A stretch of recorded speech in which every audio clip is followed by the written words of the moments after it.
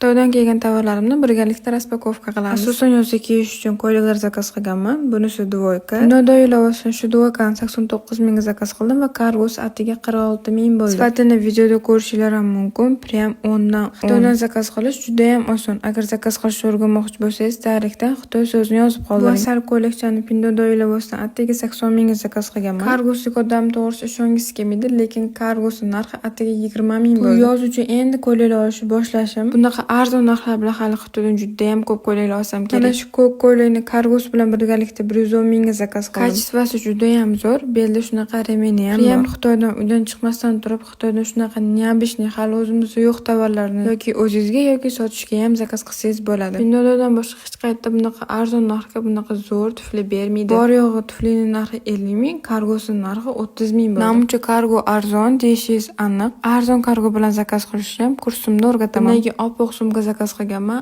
Atiga kargosi bilan birgalikda narxi 50 ming bo'lgan. O'zanchadan beri faqat Xitoydan narsalar zakaz qilyapman va mana shu narsalar o'zimizda 3-4 barobar arzonga tushyapti. Xitoydan sifatli narsalarni arzon kargo bilan zakaz qilishni o'rganish uchun tarixdan Xitoy so'zini yozib qoldiring.